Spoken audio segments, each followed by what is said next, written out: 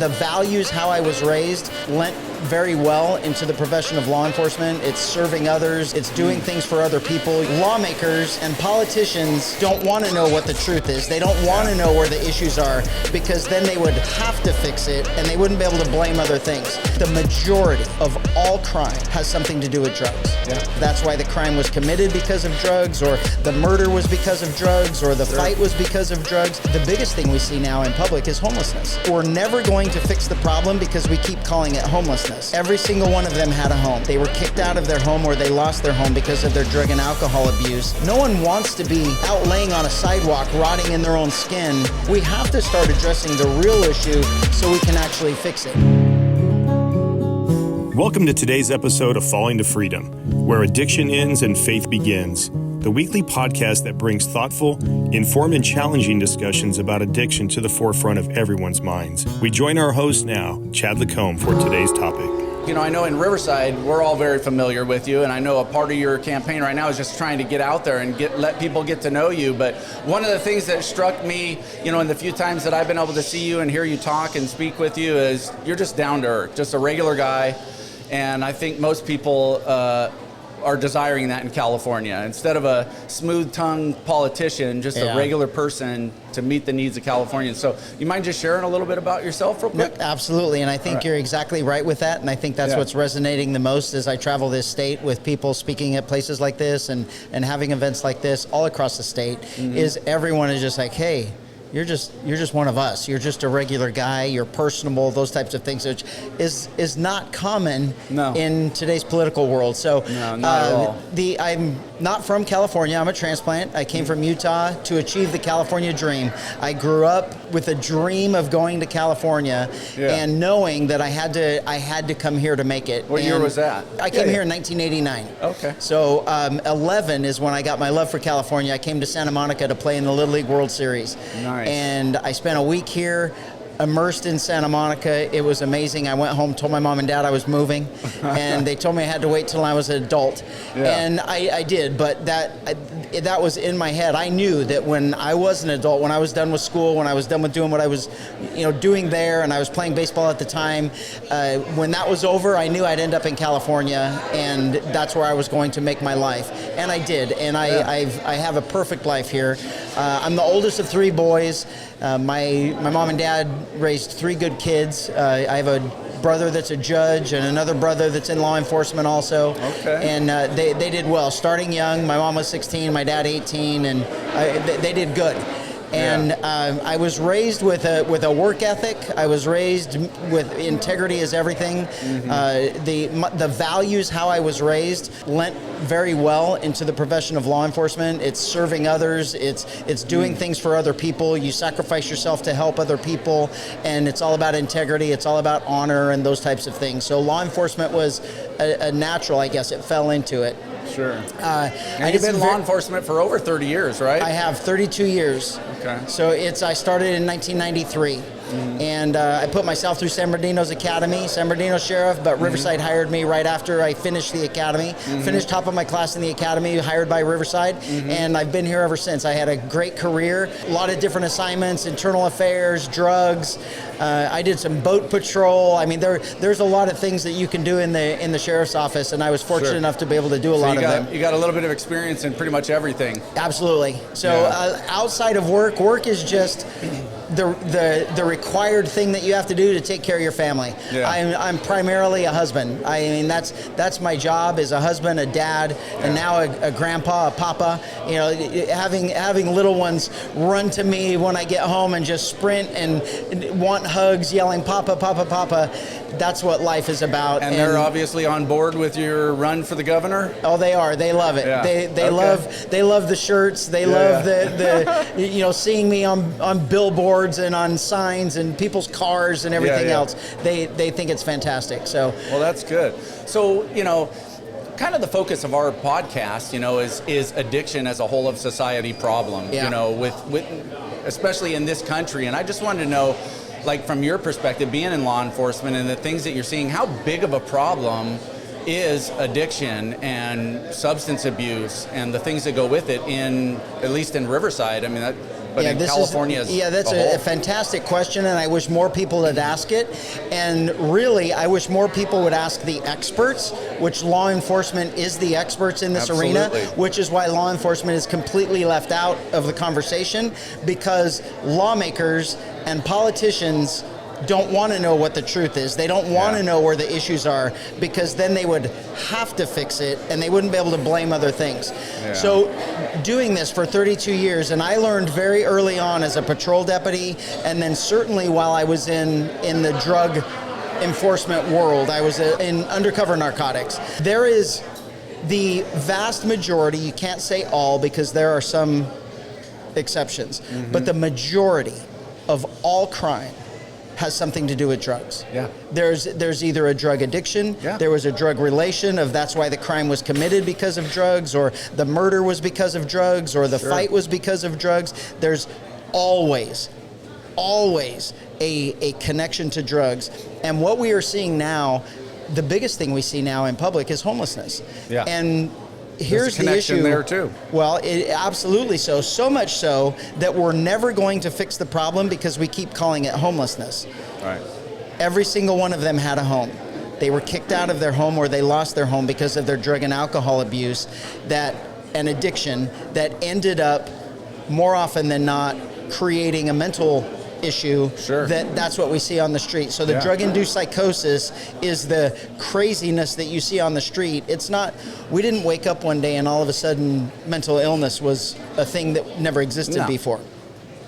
Something caused it. And we can take it back and really show in California a direct relationship with the legalization of drugs in California in 2014 and the skyrocket of homelessness, of theft, of everything that goes along with it. So a very simple answer is, with drug addiction, it has everything to do with law enforcement. And if we would truly address the issues with drug use and drug addiction and get these people help and stop the mass influx of drugs, that desire for us to have the drugs in the first place, we have to start addressing the real issue, the real cause, so we can actually fix it. And when we do, then we won't have the issue with mental illness. We won't have the issue with drug addiction.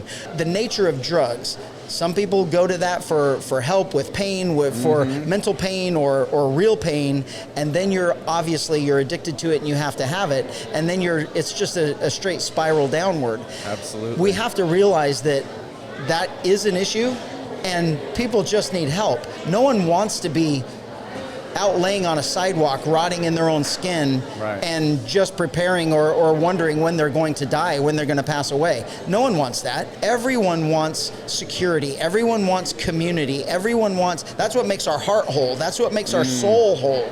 And something caused that to move into the drug world, and that's the downside of the failure of your life or your family's life or anything like that. And we as a society need to start being real about the issue, real about the cause, real about how dangerous it is, and start addressing it and getting people help so we can break that cycle of addiction, break that cycle of use, break that cycle of knowing that drugs could be an answer to help you with whatever it is you're dealing with, and we could really, really get a handle on it.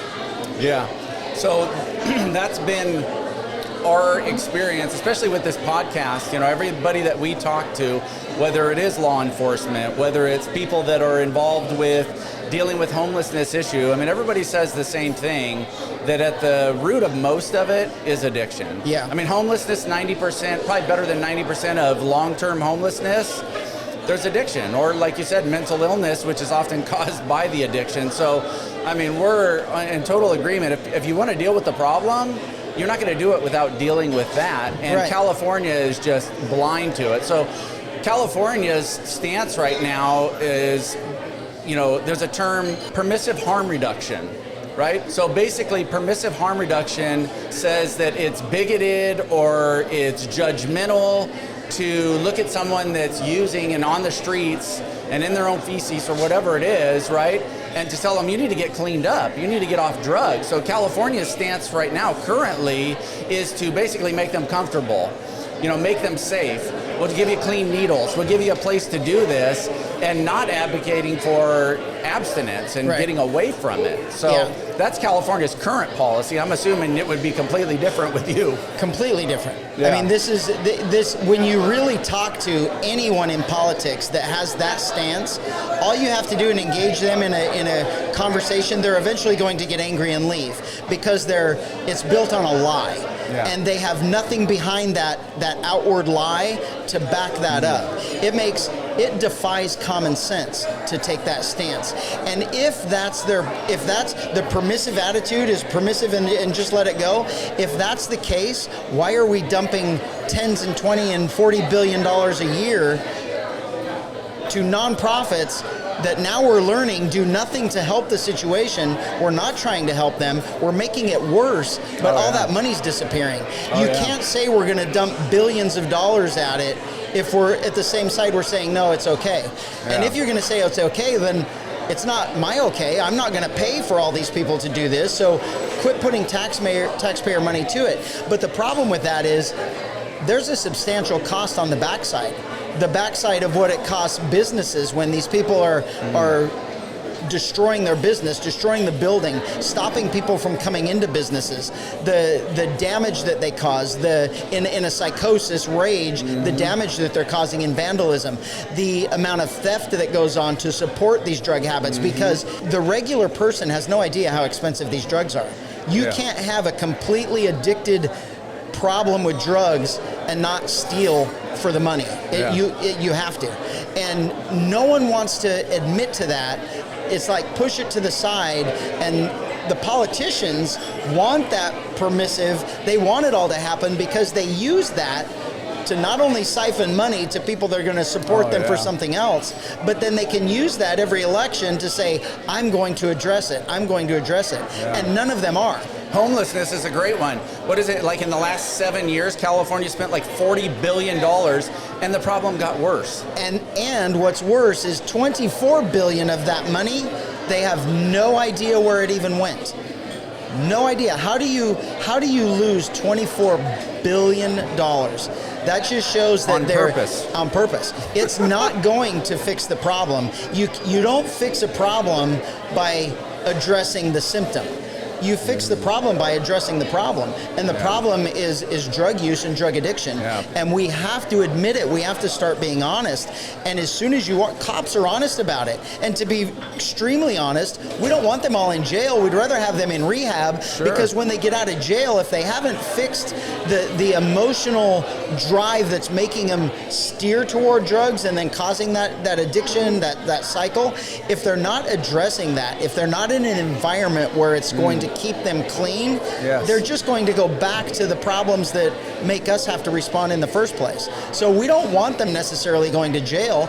We want them in rehab, get them clean, get them sober, and make them productive again so they can get back on with their lives. And that was actually going to be one of my questions to you, but you pretty much just answered it. Like, if you're elected governor, will you support more like treatment, more substance abuse treatment for people, and advocating abstinence rather than these permissive harm reduction policies? Like, get them the help that they need. I will guaranteed eliminate our homeless issue in California, what we call homeless. I will never call it homeless.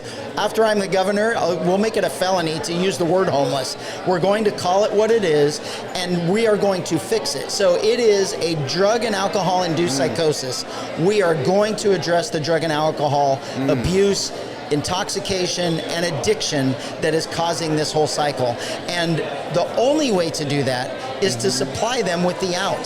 So all of the billions that are disappearing that we're putting toward this fictitious thing of homeless, we're going to stop that immediately. We won't even need all of that money, and then it's going to be directed toward the substance abuse treatment centers, the mental illness treatment centers, and making sure that these people are rescued from this environment that they're in. So what's your position on faith-based programs? So we have a program called Fully Restored Ministries, where it's faith-based, right? We believe that we are spirit, soul, and body, and the problem is spirit, soul, and body. And so you have to address those three things in taking care of that problem. But California is pretty much against any type of faith-based. Yeah, not that that's the only one, but what about that being an option? So it's not the only one, but the empirical evidence out there is it's the most successful. Yeah. And so why are we ignoring it? Why are we not pushing that? Why are we not directing into those? It's an anti-religion government that has completely abandoned what made America great. Yeah. Someone with a true faith in God and a belief in God and a belief in something better and a belief in our how you handle your problems based on the Bible. And I mean, there's roadmaps for every issue you could possibly have that have already happened in history, and there's a roadmap to fix it. And if you agree with that and you abide by that, you can't help but get better. You can't help be on a better path. And why we would not push that and enforce that with people is absolutely beyond me. At least make it an option. Right, but it shows we don't really want to fix the problem. Yeah, because California right now, I mean, they won't put any money towards or fund any type of faith-based program, which to me it's like you're basically cutting the feet off of a whole segment that can help people. But like you said, if they truly wanted to fix the problem, they'd be doing things different than they are. Right. But it's pretty obvious they don't. So this is the whole thing. We keep using the word problem. Something unique about me being in this race that has never been in a California election is my entire successful, irrefutable successful adult career is based on problem solving. That's all I do every single day. My daughter, several years back, growing up with my daughter, when my daughter she knew she was daddy's little girl, but if she wanted emotional support, she went to mom, and if she wanted something fixed, she knew that I was the one fixing it. It's bred into me. On-the-job training every single day is going out and fixing problems. I fix it based on common sense, on knowledge, on evidence and everything else. On the truth. On the truth. It has to be the truth. Yeah. And then you fix it. It doesn't matter who's telling you what. You fix the problem. And we've never had that in California. We have never elected someone that truly was a problem solver that was going to go into that office to make California better and fix the things that we all know are broken. Yeah, that's great. I wanted to ask you a few questions just more on the campaign, if you're okay with that. So I have some friends that, were kind of maybe privy to some information concerning your campaign stuff prior to making your formal announcement. And it seemed like maybe summer of last year you were thinking about running for governor. And then maybe like a few months after that, we got word, he's not going to run, he's not going to do it. We were bummed. But then after the inauguration, we got word he's running. And then shortly after that, you announced your campaign. What changed? What changed at the inauguration? I'm going to have to interrogate out of you to figure out where you got your information. So that's very, very true. And I will tell you something about my life, and my family knows this. I have never cared about myself. I am always trying to help other people, do something for other people. I get joy out of helping someone else, and I never do anything for myself. And I have to be really honest that as we were moving toward this, oh my gosh, this is a real thing. I'm going to run for governor, and I start looking into my life is going to change drastically. I have a beautiful, perfect life here. And for the first time in my life, I became very selfish. And I chose to, I said I was not going to do it because I was not going to not only subject my family to the ugliness that's going to come with this campaign, but also winning. I like being the sheriff. And I've been told by one particular other sheriff that's now a governor, being sheriff is better. And I took that very personal and selfish, and I said, I'm going to stay being the sheriff. This is all I want to do. And then it started eating at me over the next month. my conscience was getting the better of me, because that's not how I think. I've never been selfish. I've never done something for myself. And the thing that changed it was, I don't know, I've listened to it many times, but it was the inaugural speech. And I'm glad that it's recorded, because I've gone back and I've just read it, and I felt those same things. And there are certain things, especially if you're a churchgoer and you go to church, you've read something 1,000 times, and that one time you go to church and it's like it smacks you right in the face, and it's like, oh my gosh, the pastor's talking to me today. Yeah. And you get something totally different out of it.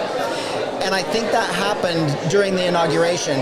And I was so convicted watching him, a man who has absolutely everything, wanting to be the president to help us. Yeah. And whether you hate him or whether you love him, I really don't care.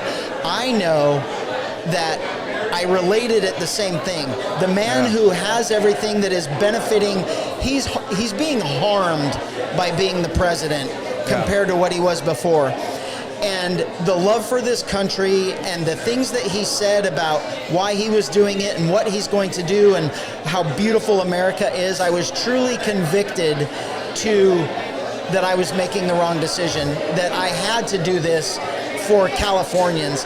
I had to do this for my family. I had to do this for everyone else's family. And when we walked away from there, I told my wife, I said, honey, I'm sorry, but I'm doing it. Yeah. And I think she had a feeling of some of the things that I was saying leading up to it, but she's been on board from the very beginning. And it truly was a heart moment for me, a soul-searching moment, listening to that speech and reflecting of what it truly meant to me, not exactly the words he said, but what it was meaning to me. And I know I have to make California the place that I moved here for. Yeah, well, we're glad. So 2 other quick questions, because I know you got an event to get to. So I own a business as well, and I have friends that own businesses, and some of them, don't really know a lot about you, but are excited when they hear some of the things that you say. And one question that kind of comes up is for economics, right? So there's a big jump between managing Riverside County Sheriff's budget and managing the 4th largest economy in the world. So I believe California just overtook Japan as the 4th largest economy in the world. Do you have anybody in mind that would be senior economic advisor or anybody like that would be able to come alongside and help with that stuff? I do. There are many options. There are many people volunteering, and there are many people that I will seek out. I can't tell you, it's going to be this person today, because that may change next year. But I will tell you, it's not going to be a big jump between the sheriff and where we have in the government, because the sheriff's department budget is $1.3 billion. That's unfathomable to imagine for almost all of us. I know that I'm not the expert in that. So I have a staff of experts knowing what my vision and mission is, and they are held to that mission and that standard.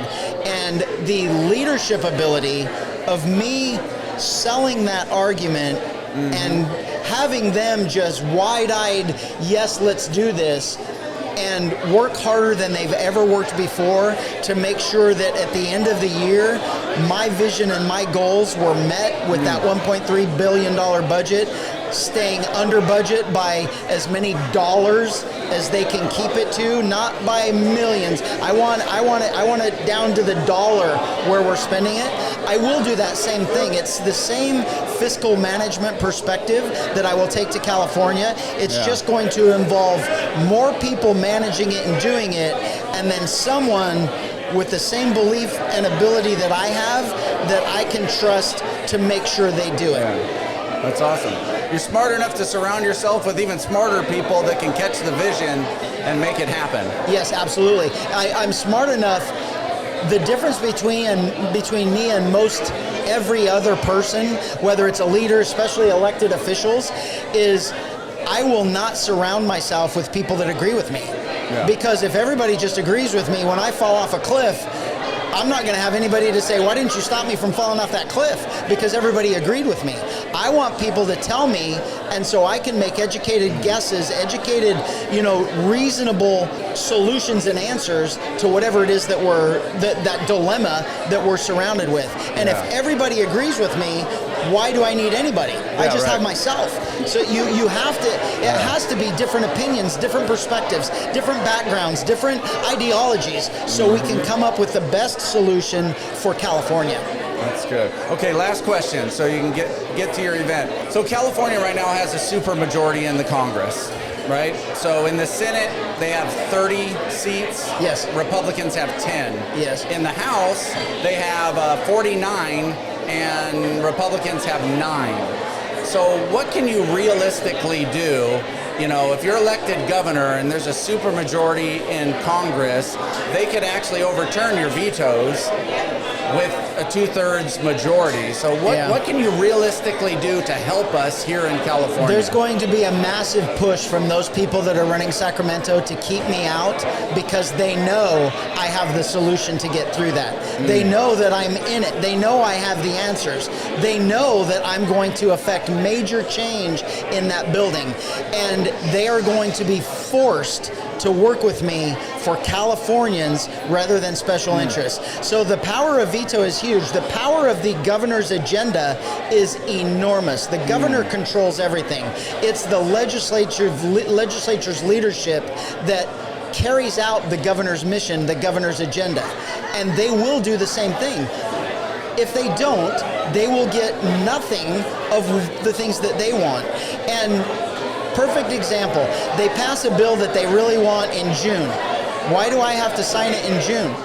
They can't veto it unless I say no. If I'm not going to approve their bill, they can't do it anyway.